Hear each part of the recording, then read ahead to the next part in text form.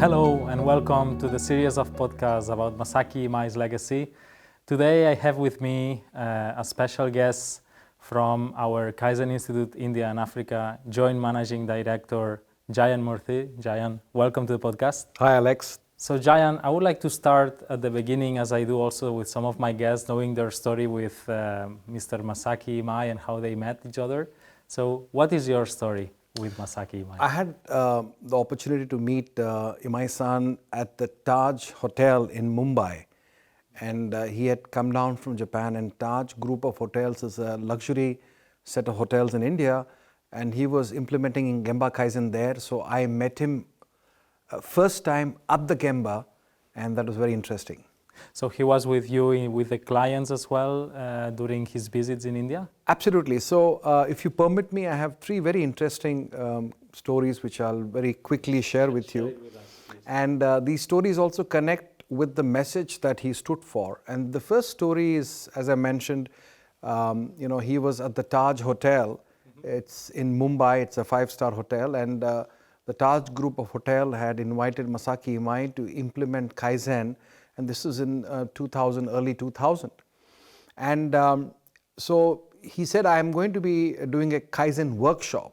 And everybody assembled at 9 o'clock. All the managers, about 35 people, senior members.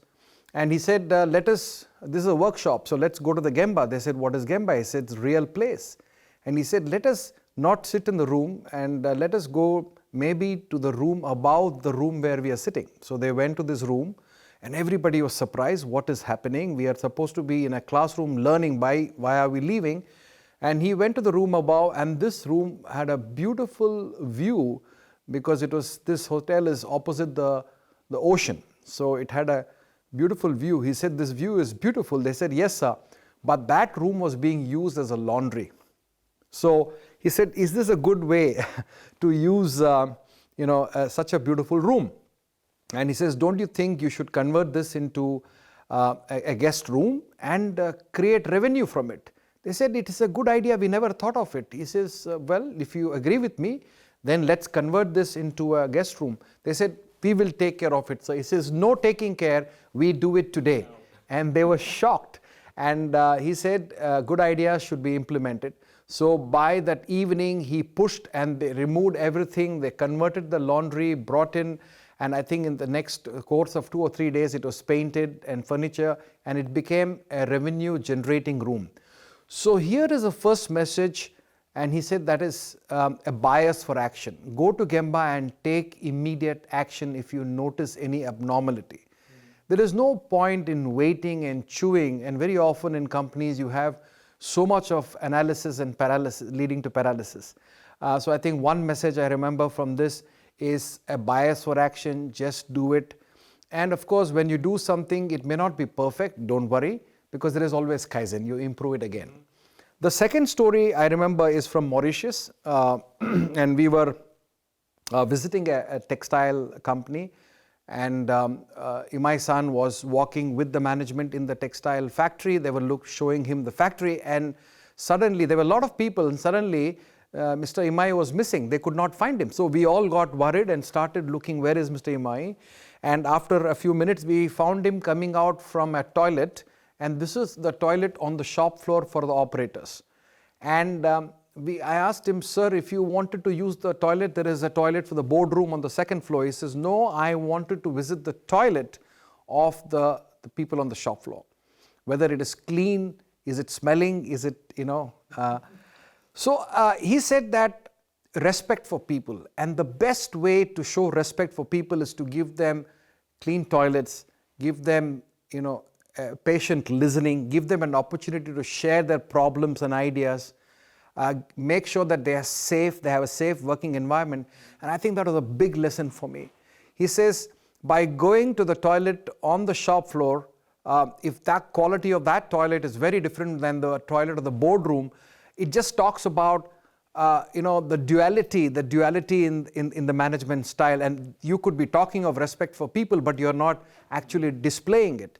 So respect for people, because great organizations are built by people, great people, good people, and respecting them, involving them, making sure they are safe and happy is extremely important. So that's the second message I got from him. And the third was when we invited him in 2014 and he was talking to the Steel Authority of India. It's a massive state-owned steel organization which has multiple factories.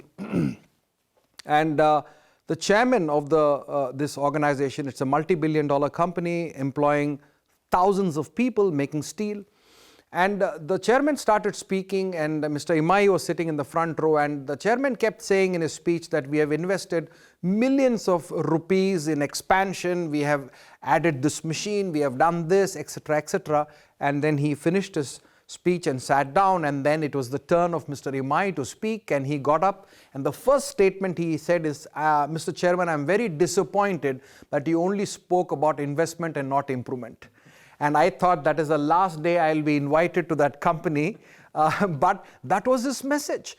He said that I don't mind you talking enthusiastically about investment, but why were you not talking about improvements? I think there is a phenomenal message there. His message is, we have to improve what you have. Investment is important, but are you using your available resources efficiently? And that was a message of Kaizen. That is a message, is can we use what we have as resources, whether it is human, material, space, utilities, efficiently. And Alex, one last point. Today, I believe personally that Kaizen is even more important when we are talking of green being, friendly to Mother Earth, stretching our resources. We simply can't burn our, future, burn resources to build our future. We have to stretch every resource, and Kaizen has a special contribution there. So these three stories and these three messages. I think they are key messages to our organization. As you said, go to Gemba, respect for people, and as well stretch every resource. Yeah, stretch resources, and also do Kaizen and continuous improvement every day by everyone and everywhere, right? Absolutely. So that's actually great experiences that you share with us, Jayanth. Maybe talking more about this and about this the methodology that Masaaki Imai created under the word Kaizen. How do you see it related to the profitability of businesses? How is related the methodology to this topic? Well, if you take these three things, messages, one is respect for people, two is just do it, don't chew, and third, which I said, is stretch every resource. Now, if you take these three messages and apply it to any organization, it has to result in profitability. It has to result in reduction of unnecessary expenses. It has to result in improvement of quality and customer experience. Because when you respect your people, they contribute, they identify problems, they contribute with ideas, number one. Number two, when you have these ideas or when you see a problem, if you have a bias for action, you take immediate temporary countermeasure, try to do root cause analysis, again that leads to good organization. And finally, the third thing is, if you learn and live this philosophy of stretching every resource, and not wasting it, it adds to your bottom line directly. So I think these three messages are so important for the growth and profitability of organization. You just have to be inspired, and of course there are tools and ways to convert this philosophy into action, which is part of our Kaizen business model. Exactly, and that's what my next question is coming in, because we're talking about this methodology and the messages that he is leaving us. But how do you think all these teachings that he gave us, all these messages, like you mentioned, go to Gemba, respect for people, just do it, are actually influencing how we are working at Kaizen Institute? Very interesting question, Alex. And when we were doing Kaizen workshops, we would very often present a broom, a broom which you use for cleaning, as a gift to the CEO of the company on the first day of our meeting with him. And this was very strange. They said, what is this? Why are you giving a broom? Because in many cultures, a broom is also something very dirty.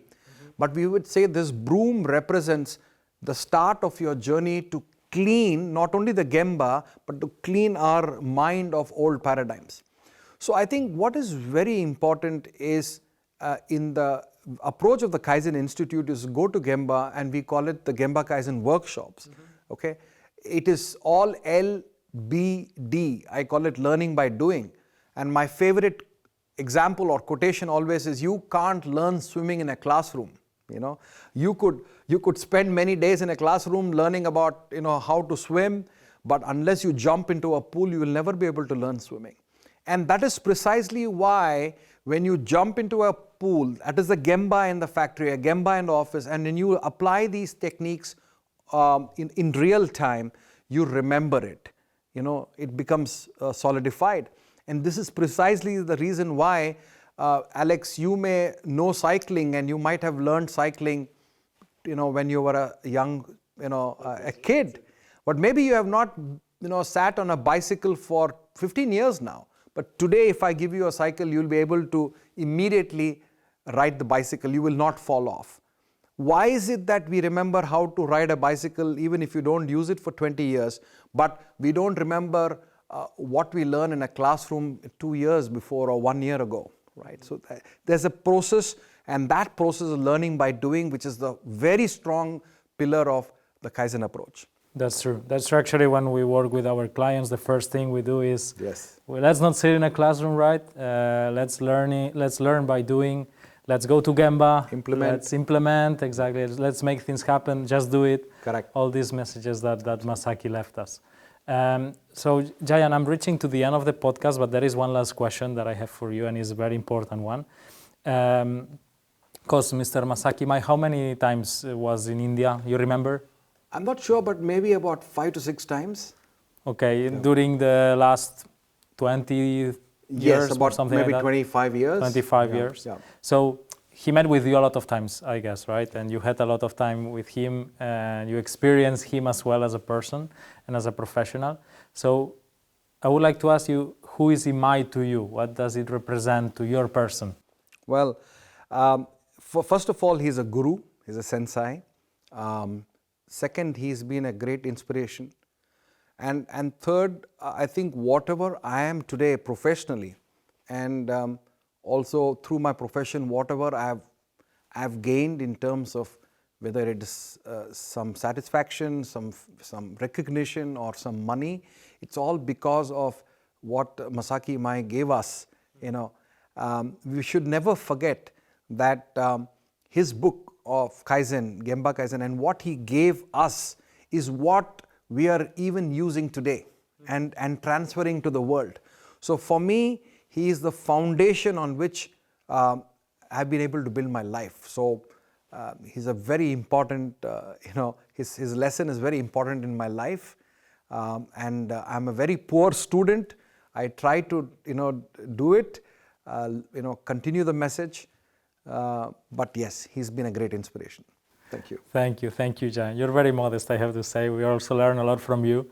So thank you for being here with me, sharing all these experiences and knowledge about Masaaki Imai and also how he influenced you. So thank you once again, Jayanth. Thank you very much, Alex. Thank you. So to our audience, we will have more recordings like this in the upcoming weeks. So please stay tuned, and I'll see you soon.